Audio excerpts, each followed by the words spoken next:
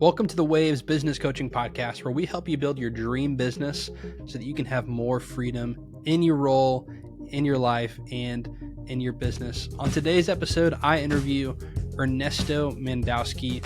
He's the owner and founder of MDM, Million Dollar Machine. We have a great conversation about how to create systems in your business, and he talks through his 5 recipes and why every business is like a restaurant and the 5 recipes to make your business better. We have a great conversation for any business that I think you'll find a lot of value in, whether it's using technology, integrating technology in your business, integrating the right systems in your business, and sometimes as a business owner, just getting out of the way and letting your business be better by doing that. But how to do that effectively and how to do that well. So it's an incredible conversation with Ernesto. I find a lot of value in it. And if you're a Notion fan, we talk about Notion a little bit and utilizing that in your business. And I have some takeaways from it personally for my own business as well. If you haven't yet, be sure to go to masteryourfirstjob.com and grab a copy of my book. If you employ young or first-time employees, this is an amazing resource. With graduation coming up in May, it's a great gift and a great resource for you to buy for someone else and help them succeed in their first role. It's a great way to invest in a young employee. Let's dive into my conversation with Ernesto as we talk about how to set up systems in your business and build your $1 million machine. Ernesto, thank you so much for being on the Waves Business Coaching Podcast. I'd love for you to take next couple minutes and to share a little bit about you and your story. Thanks so much, Jacob. First off, I love the name of the podcast, like waves. I don't know if it has to do with actual waves, but like life is like waves, like there's ups and downs, entrepreneurship, it's wild. So I want to point that out. You know, real quick, I've had a couple people ask, so I came from Chick-fil-A and like everything has to have a meaning behind it at Chick-fil-A and like some deep cultural, whatever, and good on Chick-fil-A for doing that. But I get asked like, so why waves? And I've made up several stories and literally it was available as a domain and I thought it sounded cool. So I'm going to make up a reason at some point because waves is a cool name, but it was just because it sounded cool. So I appreciate it. Totally. 15 years ago, I threw a party and made $30,000 in one night hosting 2,000 people at a nightclub. Wow. And my journey in hospitality kicked off. That's incredible. That's the story. That's it. No, that's it. I said, I really love this idea of bringing people together. Yeah. And I wanted to own 6 restaurants at that time. That was my goal. So I studied systems engineering at University of Florida because I was really into understanding how things worked. And when I graduated, I told everyone that I knew I want to go into restaurants and do systems engineering. And everywhere that I turned, my parents told me you're crazy for wanting to go into restaurants. The engineers always told me we only work with big companies. And the restaurants that I worked at said, well, we use pen and paper. Like, I don't understand your technology stuff. Like, go back to the classroom. And so everywhere I turned, it was like, you're crazy, you're an idiot, terrible idea. But I did it anyways. I mean, I worked at Deloitte. I signed up for cooking school and I wanted to turn my bread baking business to life. Through that endeavor, got a job in a restaurant group as kind of the technology integrator. Oh, cool. Setting up all the different systems and had a couple of jobs. And then in 2020, finally said it's time to start my own business, launched my business after writing my first book. And it's been 4 years. What was your first book? My first book was called Newbie, spelled N-E-W-B-E. And it was basically this idea, like you and I, our parents probably told us, like, stop doing all these things. Like, you just got to focus on one thing. Yeah.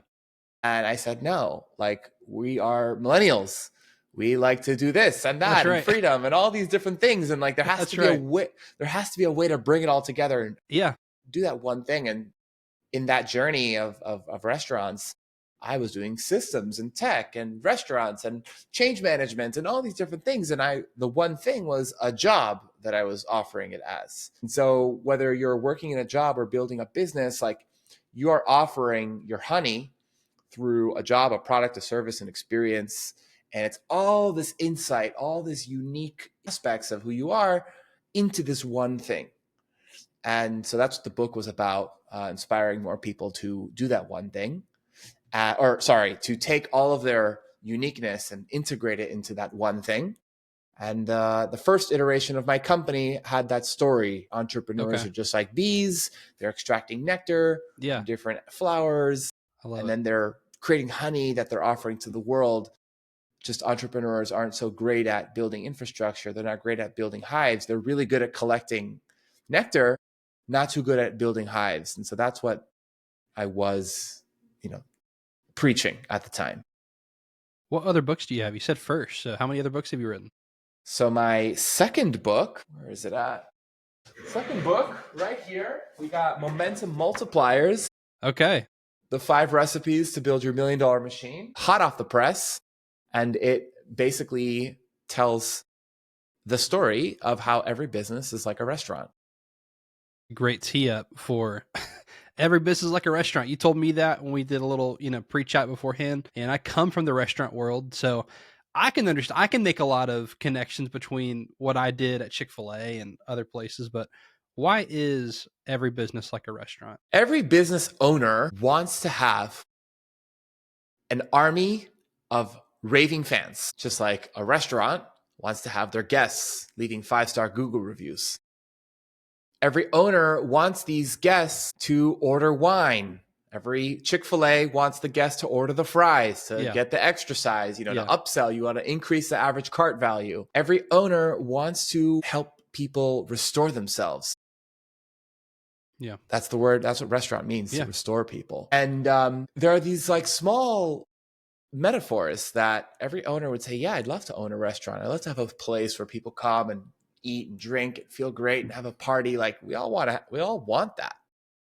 And so I tell the story of how to implement systems through the story that everyone in this world across all social classes understands, which is food and hospitality. Yeah. I think food is something that, coming to your point, beyond cultures, no matter where you live, like everyone gathers at the table. Can you unpack that a little bit more? So what's the story? What's the connection to, if I own a landscaping business, how is that like a restaurant? Yeah. So I break it down into 5 recipes. Okay. And so the 5 recipes are transformation, which is your core offer, connection, which is how you build relationships with people, communication, which is how you share the word out globally, with new audiences.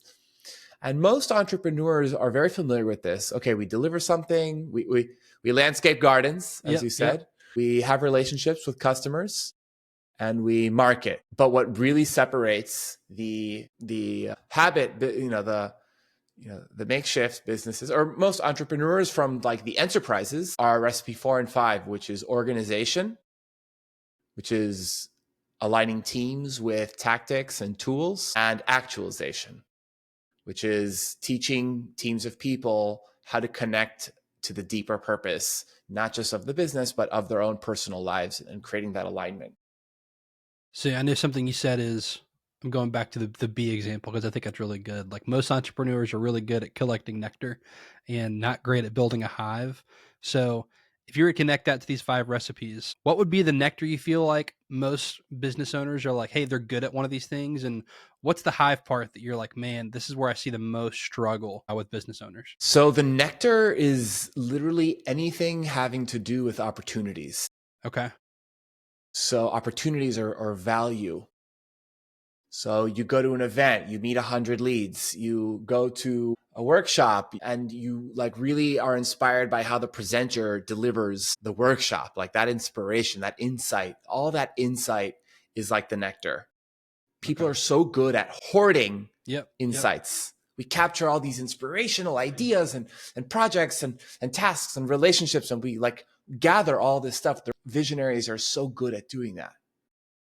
But what they're not good at is integrating it. So when you integrate is when you kind of combine or like you bring it into a whole. And the whole in this case is the business, the hive, as I said. The whole is, we were talking about Notion a little bit earlier. It's like, okay, I have a web clipper on my browser. I'm reading this article. I really like it. I want to clip it. I want to add it to my Notion database. Cool. That's where most people stop, and they just have like tons and tons of articles.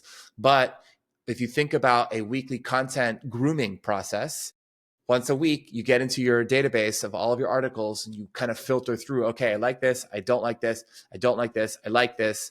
Of the 19 things that you clipped, that you collected, the insights that you captured, these 3 are actually going to get turned into a blog post.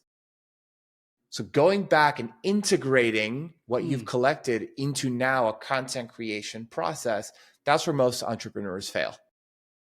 That's one example.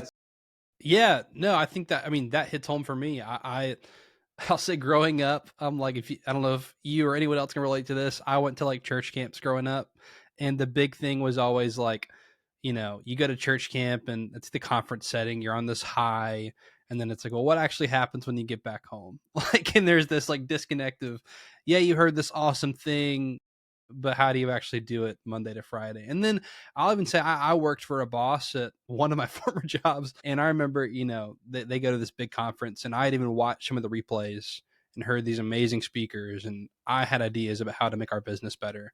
And I remember asking them, saying like, hey, like, you just got back, like, what'd you think? And they're like, it was amazing. And I'm like, sweet. So like, what are we going to do? And it was like, there was no plan. It was just like, I heard this information and it was amazing. And so I think I think all of us struggle with that, is you hear something amazing and you have no idea how to follow through and what to do next. And so I'm like, that hit home for me even. I'm like, as I listen to podcasts or watch YouTube videos, TED Talks, whatever, the follow through I think is the toughest part. So how can you use the 5 recipes you talked about to like simplify, streamline operations to not miss out on the integration piece we're talking about? Yeah. Well, I like to think of the recipes as linear. I like to say, hey, you want to get really clear in your transformation because, if it takes you 100 hours to deliver this thing, you can only deliver 20 of them a year because we work 2,000 hours. Yep. Keeping things very simple. Yeah. And then after that each one, it takes 100 hours, now you could go to your connection, which is understanding your sales process and your velocity, and then you can ramp up sales. And then when you exhaust everyone in your network, then you get to marketing. As much as I like to say, this is sequential, I know that entrepreneurship is nonlinear and there's all sorts of things that are happening. But the fastest way to approach that is to create a compass that allows you to navigate life or building a company in a nonlinear fashion. How to build a system, of integrating all these ideas in conjunction with your goals, in conjunction with your relationships that you're constantly nurturing. It's almost like you got to learn how to be like Neo in the Matrix, in a sense. And that's what I specialize in helping entrepreneurs navigate. I love that. So this kind of brings my next question. So something I've often said, and I stole this from someone else, and I can't remember who it was, so I'm going to take credit for it, is that just add one word and it can be yours. It's mine now. The best and worst part about being a business owner is that everything is your fault. And I encounter a lot of business owners who are like, this all sounds great. Our conversation sounds great. This idea of integration is great, but I feel like I do my job. I bring the vision, right? And then I have a team that's going to do this integration part. So really it's on them for not doing this. So I'm going to pass this episode along to them. But again, I think the best and worst part is when something's going wrong, you're the business owner, it's your fault. And when something's going right, it's also your fault. You get to take the credit for it. And something you mentioned to me beforehand was that the main problem every business has is the business owner. So can you explain why that is and kind of how that might integrate into what we're talking about here with this integration piece? Yeah, well, the business owner is in the way. Okay. The business owner is literally in the way of the business growing. A very simple, I'll share an example and then I'll share a story. So the example is, if you are a marketing agency and you, the owner, are building the website for the client, you, the owner, are literally in the way. Like, it has to pass through you. And that's not a bad thing. It's just literally saying you are the constraint. You're in the way. Like you, the human, you only have 8 hours in the day. You only have 2,000 hours a year. Like, you can't do more than that. There is a cap. When I joined that first restaurant group where I was helping set up the systems, I was responsible for costing out recipes. And as we created these beautiful Danish smørbrød, which are like these open faced sandwiches, Okay. I would cost it out and then we'd send it to the owner for approval. And then he would like change it out. So he like literally my 5 hours totally gone to waste. And then the week later, he'd change it out again. And then the next thing you know is the next season. And because in Denmark, you change every season because you have to be aligned with your values. Yep. Everything was a waste. Yep. And so more often than not, like business owners' their ego kind of gets in the way of the business actually growing. And so those are just two small examples. I see that. I like what you said about the pride can get in the way sometimes. Is I think that I'll even say for me, I think that if I think about something that I do, I don't like knowing that it can be topped. If that makes sense. Like I'm like, well, when I did it, it was the best. How could anything top this idea? And to that point, I think the pride gets in the way of you also stifle your team at that point, and you basically put a cap on their performance and telling them that they can't be any better than you are, which I think is an interesting thing too. And that's a reason people might want to leave and go work for someone else where they can actually reach their own ceiling. Absolutely. Just kind of taking that example Yeah. before about the web clipping. Yep. Right? Most people listening, maybe they're actual Chick-fil-A owners, maybe they're entrepreneurs listening, people you hire VA. So you hire VA and Yep. maybe the few that actually scope their responsibility to one area, let's pretend like this person is a marketing VA. Yep. And so I tell this VA, hey, I'm going to clip some content. I will approve a set of this content. Once they're approved, go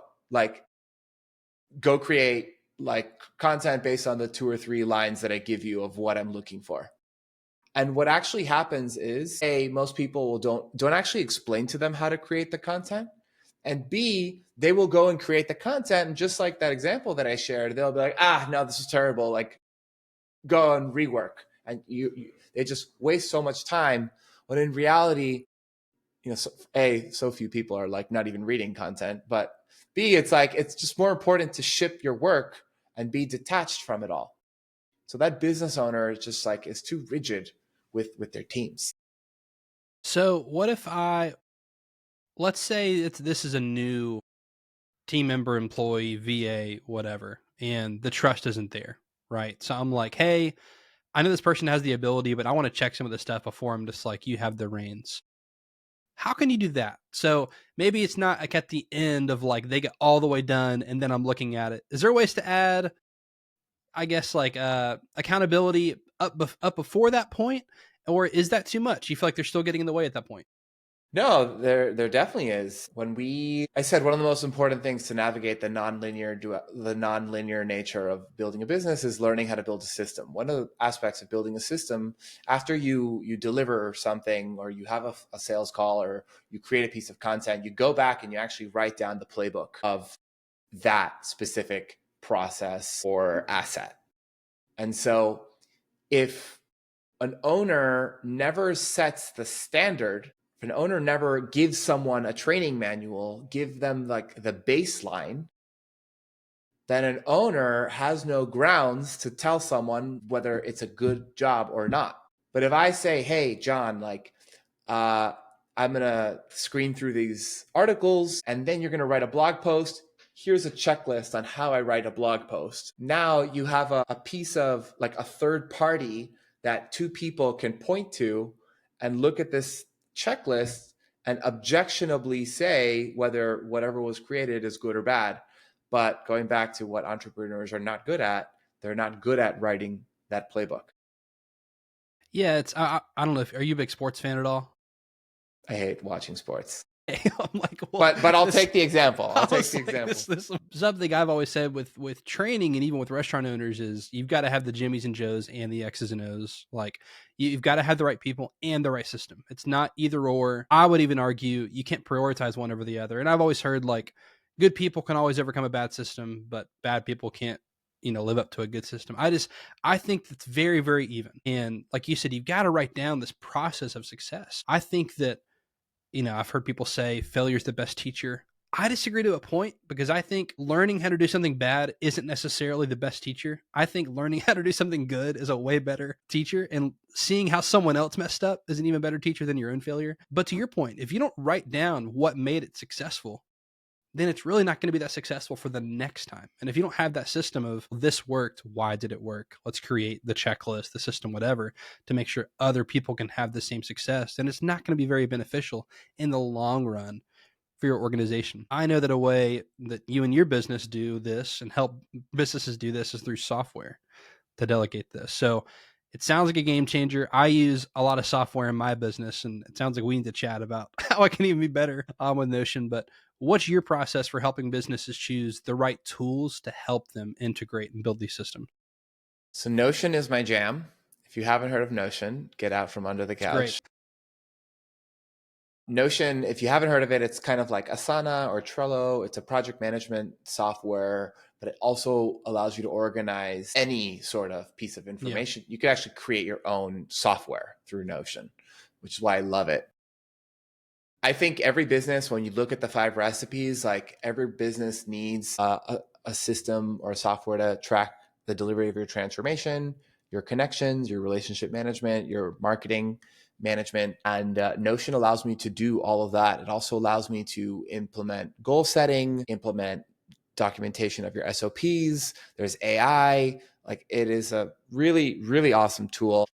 It can be overwhelming to learn Notion. And so why I lean on this idea of a recipe, it's like, hey, the dish will come out exactly as it's intended if you follow the recipe. Yeah. And so everything that I do inside of my memberships, inside of my courses, inside of my community, everything has a recipe. There's a very specific order to do things. And when you follow the recipe, you will get the outcome that you're looking for. Most entrepreneurs do not follow the recipe. Yeah, they do what most people do, which is they look at, they watch a TikTok or Instagram reel of someone making chili. They're like, I can do that. You go to the store and you're like, what do I need? Ground beef? Maybe some sausage? I'm like, tomatoes. And you're like, wow, this looks nothing like what I saw on Instagram. And oh, there was a recipe in the caption. Oh, there's ingredients. Maybe I should have started there. I think that's a great example.